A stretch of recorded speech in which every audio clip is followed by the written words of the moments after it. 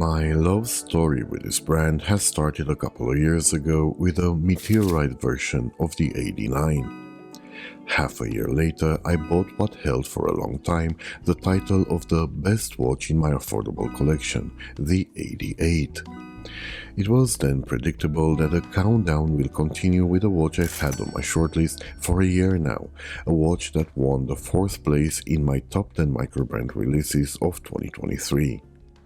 This is Wiser Damascus AD7. Believe it or not, Wise have been established 16 years ago, which in microbrand years amounts to precisely 114 years and 8 months. And while happy for them, I find it sad that it took so long for Wise to get the limelight they deserve. The Thai brand is primarily known for two USPs, the use of the 904L variant of stainless steel made famous by Rolex, and the insane amounts of lume applied on their divers. More recently, their approach was further diversified by using meteorite and gold-filled dials or Damascus steel cases, and their latest model, the ADX, is currently regarded as one of the best affordable GMTs on the market. After owning two models, I was very impressed with the quality of their finish and the sophistication of their designs, so I was looking forward to seeing how a model launched last year would continue this legacy. To say the case of the AD7 is inspired by the one of the AD8 would be a bit of an understatement, as this Gada watch has the top part of its lugs as deeply chamfered as the diver, and the arch they describe is equally gracious. AD8's cylindrical crown has been replaced with a conical one that, at its widest point, has the same diameter and benefits from the same screw-in protection against water. Looked at from above, the lugs seem to curve inwards, but what I love the most, the chef's kiss if I may, is the complex beveling of the inside part of the lugs that is unexpectedly and beautifully carried over onto the case itself. Where the design of this watch differs considerably from the one of the AD8 diver is the dial. And before talking about the obvious stylistic differences, I want to make a point about reviewing watches that I meant to make for a long time. Size does not matter. Or rather, size without context doesn't matter. Why am I saying this? At 39mm, AD7's case is 2mm smaller than the one of the diver. The lug-to-lug distance is also 2mm shorter, while the Gada watch is half a millimeter thinner than the diver. Still, side by side, the two watches appear to have similar dimensions, and I would argue AD7 actually seems a bit larger. And that's because, believe it or not, its dial is actually 3mm larger than AD8's, and at 85% it has a substantially bigger dial case ratio than this one at 75%. That's why you won't see me using calipers on my reviews. That stuff is for backstage only. Now that we got this design element out of the way, let's go back to what is clearly an Aquaterra inspired dial layout, with even triangular markers applied throughout except for the 12 o'clock spot where we have a slightly bulkier index, and 6 o'clock where the generously sized date cutout is nicely framed. As a personal touch, the Thai brand has opted to add field watch style painted numerals for the hours at the tips of the indices.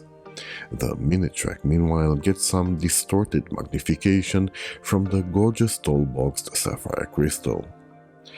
Printing is minimal, if only slightly too far from the pinion, particularly in case of the two lines above the date. Overall, a clean design whose beautiful case should have been more prominently emphasized by integrating a smaller dial. With only a couple of exceptions, Wise choose Miyota to power their watches. This particular model got the 90-19 variant running at 4 Hz.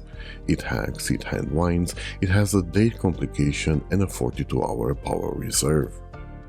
Where the Thai company really excels is the selection of materials they make their watches of. The hands and markers are soaked in BGW9 Superluminova, guaranteeing great legibility in darkness. Wise have gained a solid reputation amongst the lume enthusiasts, and this watch doesn't disappoint, as it will easily glow for a full night, as demonstrated by the sped up 30 minutes test. Chosen for the superior quality of polishing it allows for, the 904L stainless steel is the same alloy that Rolex famously used for the watches and comes with the added benefit of being hypoallergenic. Wise also offer the AD7 in Damascus steel for those that appreciate unique patterns, and the similarly styled, slightly smaller special edition AD15 showcases a gold-filled dial. The watch can be purchased on one of two straps, luxurious shell cordovan or genuine crocodile leather of various colors and stitching. It's not all roses though. What I'm not particularly happy with is the insufficient amount of AR coating applied under the sapphire crystals. If the design and the materials used are premium, I am running out of superlatives when it comes to the way Wise finish their watches. The polishing in particular is done to flagship level, but the brushing is equally impressive. I have to come back to the inner lug beveling and the sharp angles here, as they're executed to perfection. As for the transitions, they are sharp visually without being edgy to the touch. What's also really great to touch is the shell cordovan strap that just looks like it's getting better by the day. Moving on to the dial, the markers are a particular highlight, and it should be noted the finish and the color options of the base plate present a real dilemma as to which one is more handsome. As this watch is sold exclusively on rather luxurious straps and there's a prevalence of polishing when it comes to its finish, its character is rather dressy and less suited to an active lifestyle. The various dial options do offer versatility though. As for the way it wears, as discussed, its flat profile and big dial make it look larger than what its measurements might lead one to believe.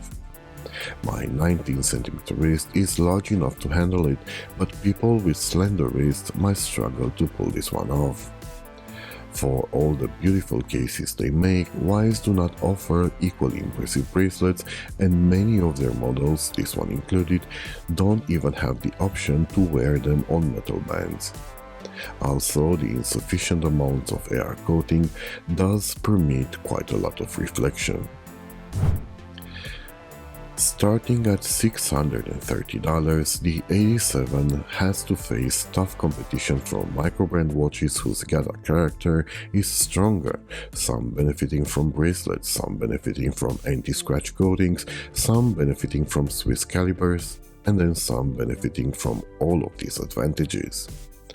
What makes the Thai brand's offer remarkable is the combination of premium materials and amazing finish, and I wholeheartedly recommend the AD7 or any other Wise for that matter as affordable alternatives to entry-level models from established brands costing 2, 3, maybe even 4 times more. I, for one, will follow them closely as a fan, and I can't wait to see what direction they will take in the future. You can watch my review of the AD9 here, while here you can watch a video where I compared the AD8 with Seiko's Black King Samurai. Thank you for watching, and if you liked the video, please press the like button, comment and subscribe to the channel. It really would mean a lot to me.